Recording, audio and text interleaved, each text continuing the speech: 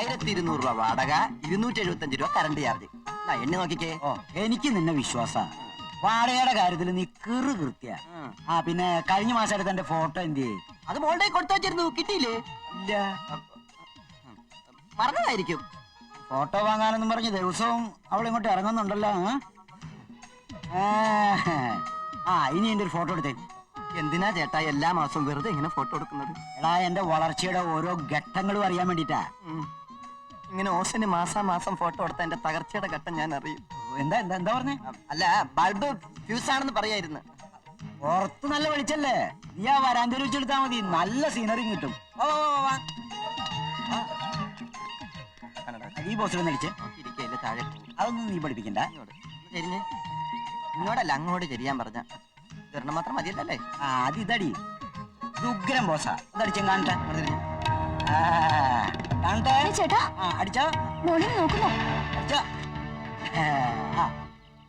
പ്രേമേന്ദ്ര, ഈ ബോസിലൊന്നും എടുത്തേ. ഇല്ല.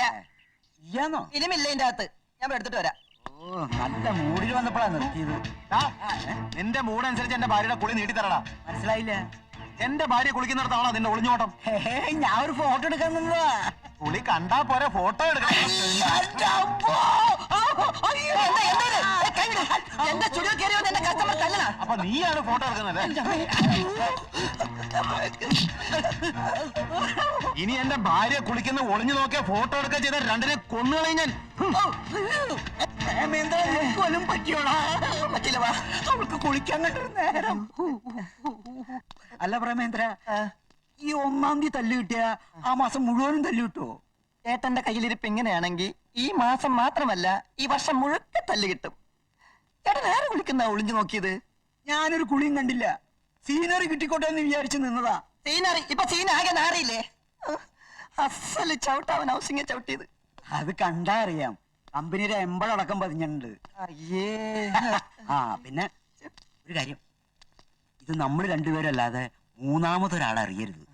അഥവാ നീ അറിയാതെ ആരോടെങ്കിലും പറഞ്ഞ അയാളോട് പറയണം, വേറെ ആരോടും പറയരുതെന്ന്.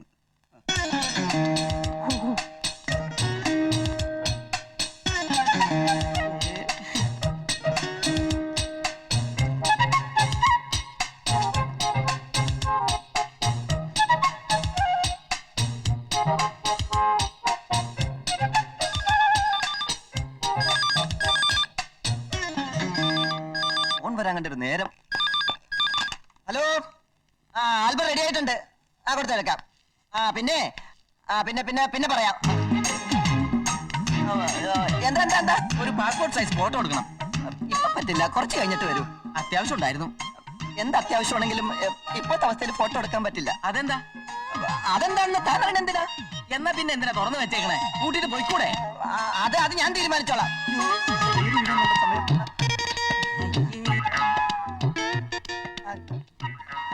ഒരു ഇരിപ്പാടോ. പെണ്ണുങ്ങൾക്ക് കയറി ചെല്ലാൻ പറ്റിയ സ്ഥലമല്ലാട്ടോ ആ കണ്ടീഷനിലാ ഒരുത്തന്റെ ഇരിപ്പ്. അല്ല ഇതാരി തേടോ? എന്തൊക്കെയുണ്ട് വിശേഷങ്ങള്? അമ്മ വന്നിരുന്നു, അച്ഛൻ വന്നിരുന്നു, വാടക ചോദിച്ചു, കൊടുത്തു, പ്രശ്നമൊന്നും ഉണ്ടായില്ല. അച്ഛൻ പോയി, നമുക്ക് പിന്നെ കാണാം. എന്താ പ്രേമൻ എന്ത് പറ്റി? ഏയ് എനിക്കൊന്നും പറ്റിയില്ല. ഇപ്പൊ ഇവിടെ ഇറങ്ങിപ്പോയ ഒരുത്ത എന്നോട് പറയാ പെണ്ണുങ്ങൾക്ക് വരാൻ പറ്റിയ സ്ഥലമല്ലേ ഇതെന്ന്. അതെന്താ പ്രേമ? അത് അവര് തലക്ക് വട്ട. അല്ല, പ്രേമൻ എന്തോ കുഴപ്പം പറ്റി.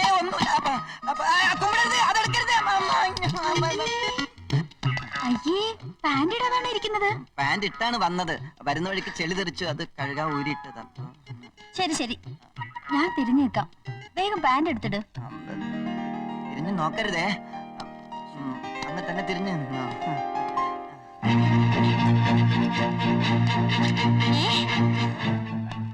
അപ്പൊ ഇതാണ് പരിപാടിയല്ലേ? ഡോർ അടച്ചിട്ട് കണ്ടപ്പോഴേ എനിക്ക് സംശയം തോന്നി. പട്ടാപ്പോലെ ഇറങ്ങിയിരിക്കുന്ന നീ ഏതാടി? അനാവശ്യം പറഞ്ഞല്ലോ. മാധവി, നീ തെറ്റിദ്ധരിക്കരുത്. എന്റെ കുഞ്ഞിന്റെയും കാര്യത്തിൽ പ്രേമയത്തിന് എന്തെങ്കിലും ഒരു വിചാരം ഉണ്ടോ? ഇന്ന് തന്നെ എന്റെ കാര്യത്തിൽ ഒരു തീരുമാനം ഉണ്ടാക്കണം. സത്യം പറ, ഇവരേതാ? ഏത് കുഞ്ഞിന്റെ കാര്യമായി പറയുന്നേ? നിങ്ങൾ രണ്ടുപേരും തെറ്റിദ്ധരിക്കരുത്. രേണുകേ, ഇതെന്റെ പെങ്ങളാ മാധവി. മാധവി, ഇത് ഈ ബിൽഡിംഗ് ഓണന്റെ മകളാ രേണുക. ഞാൻ പോവാ. രേണു രേണു രേണു, നീ ഉടനെ വീട്ടിലേക്ക് വന്ന് രണ്ടിലൊന്ന് തീരുമാനിക്കണം.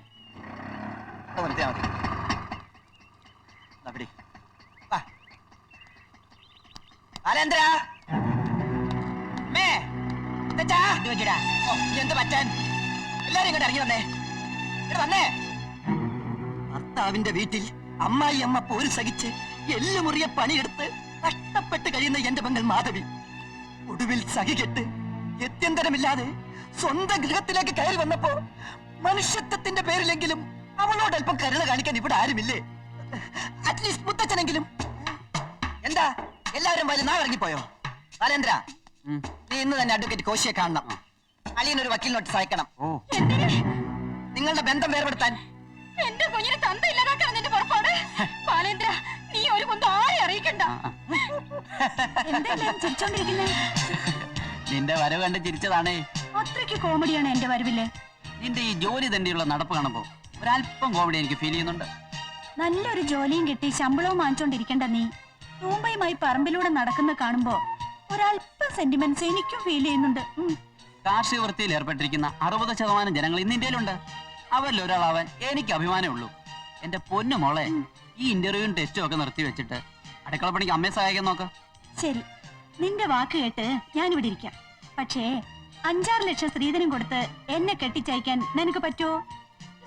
ഇല്ലല്ലോ. ഒരു നല്ല ജോലി കിട്ടിയ നല്ലൊരു ബന്ധവും കിട്ടും. അപ്പൊ കല്യാണം കഴിക്കാൻ വേണ്ടിട്ടാ ജോലിക്ക് ട്രൈ ചെയ്യുന്ന? എന്തെത്ര സംശയം? ഒരു നല്ല ജോലി മിണ്ടാതിരടി. മനസ്സിന്റെ സമനില തെറ്റിയിരിക്കുമ്പോഴേ അവളുടെ കലവലാന്നൊരു വർത്തമാനം. ഒരാൾക്ക് കെട്ടിയതിന്റെ പ്രയാസം, ഒരാൾക്ക് കെട്ടാത്തതിന്റെ വിഷമം. അയ്യോ, ഞാൻ ചേച്ചി വന്ന് ശ്രദ്ധിച്ചില്ല. ഓ, അല്ലെങ്കിൽ ആർക്കാ എന്റെ കാര്യത്തിൽ ഇവിടെ ശ്രദ്ധ? അതെ, ഈ സാരി പുതിയതാ?